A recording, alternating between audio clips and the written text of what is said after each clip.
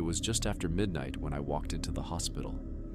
I was the only one scheduled for the night shift in the emergency department.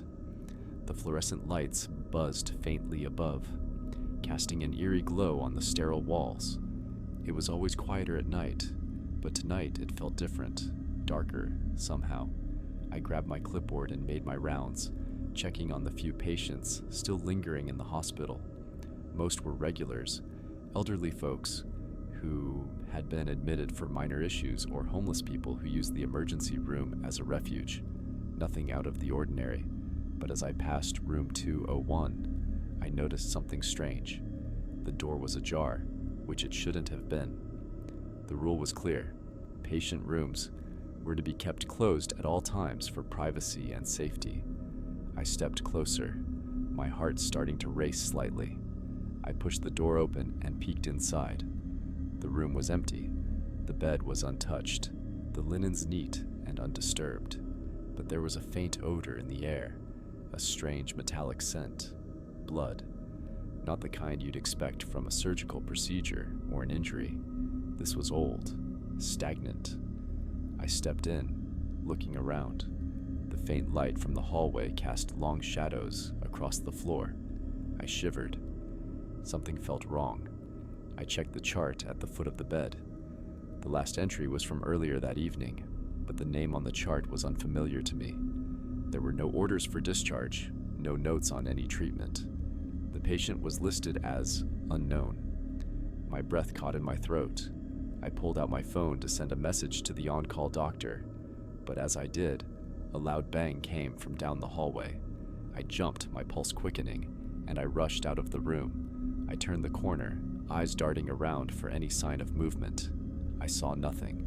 Only the empty, dimly lit hallway stretched before me. Another bang echoed, this time from somewhere deeper in the hospital. The sound was like a heavy door slamming shut, though no doors in sight were even remotely near a hallway. I swallowed hard and began to walk toward the sound, my shoes echoing against the linoleum floors. I reached the stairwell and paused. There, at the top of the stairs, I saw it, a figure, pale, unnaturally thin, wearing a hospital gown. It was standing perfectly still, facing the wall, as if frozen in place. I called out softly, "Hey, are you okay?" The figure didn't move. I felt a chill run through me, but I forced myself to take a step closer. Something didn't sit right. I had worked this shift enough to know that staff didn't leave patients in hallways like this, especially without proper supervision.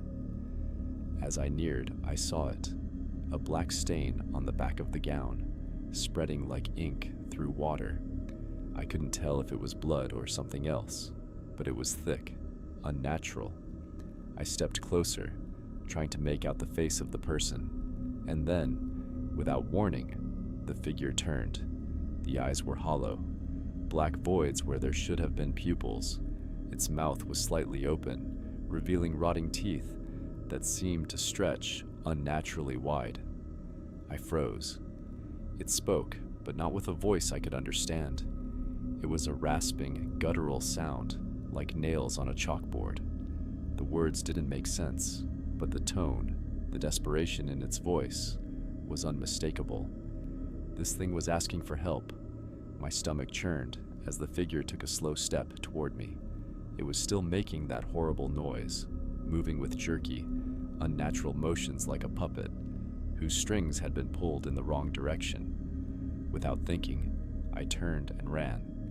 I bolted down the hallway, the echo of my own footsteps thundering in my ears.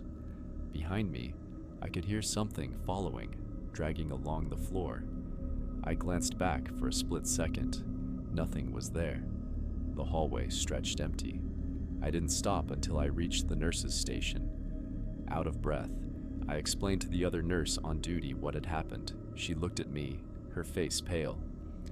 "There's no one on the night shift but you," she said, voice low, "and room 201 was empty when we checked earlier. We haven't had a patient in that room in days."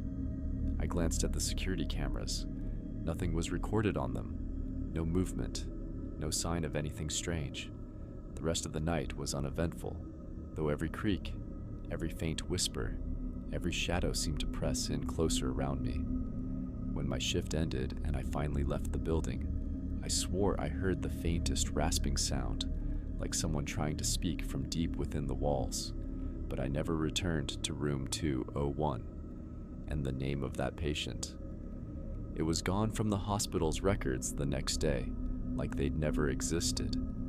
I still hear that sound sometimes, especially on nights when I'm alone, and I swear, every time I close my eyes, I see those black voids staring back at me.